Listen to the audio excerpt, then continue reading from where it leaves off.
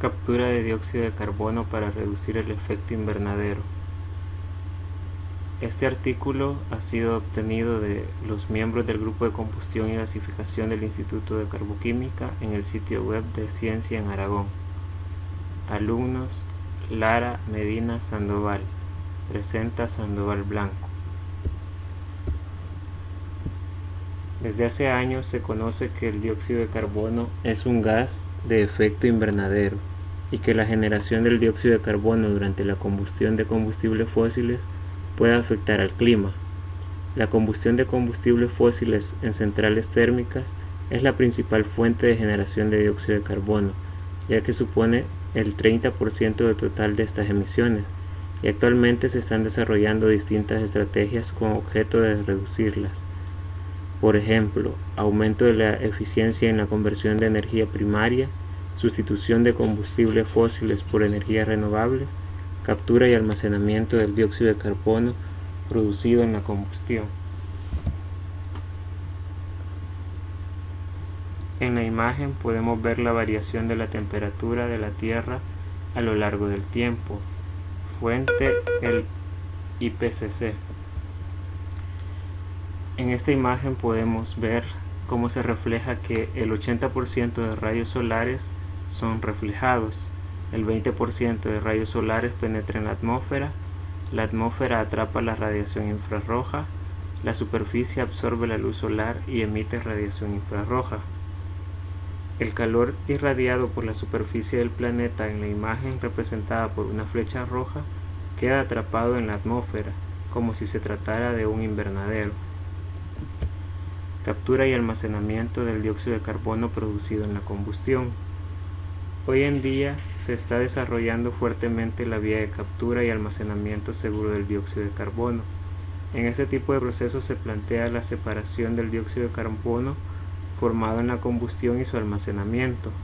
En todos estos procesos, la eficacia global disminuye apreciablemente debido al proceso de separación del dióxido de carbono, dado que la combustión se produce poniendo en contacto el combustible con el aire, por lo que en la corriente de gases finalmente obtenida, el dióxido de carbono se encuentra diluido con nitrógeno.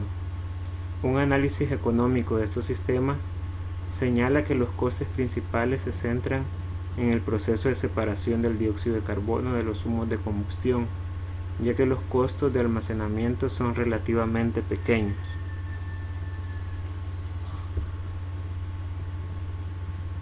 Nueva técnica: combustión con transportadores sólidos de oxígeno. Para evitar los costos asociados a la separación del CO2, el Grupo de Combustión y Gasificación del Instituto de Carboquímica, en colaboración con empresas y grupos de investigación de la Unión Europea, está desarrollando una nueva tecnología como es la combustión con transportadores sólidos de oxígeno. En este proceso no hay penalización energética, ya que la separación es inherente al propio proceso de combustión, con lo que se evita posterior separación del CO2 de los humos de combustión. El concepto de combustión con transportadores de oxígeno está basado en la transferencia de oxígeno del aire al combustible por medio de un transportador de oxígeno en forma de óxido metálico. Para ello son necesarios dos reactores de lecho fluidizado interconectados entre sí. En el reactor de reducción, el combustible en forma gaseosa es oxidado quemado por el óxido metálico, el cual se reduce a metal u otro óxido de menor valencia.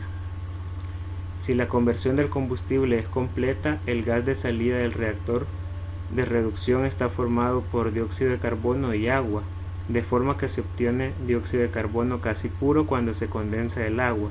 Esta corriente de CO2 se comprime y se puede enviar para su almacenamiento en forma líquida.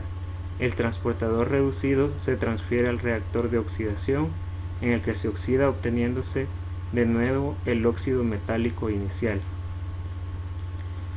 Los gases de salida de este reactor contienen únicamente nitrógeno y algo de oxígeno sin reaccionar.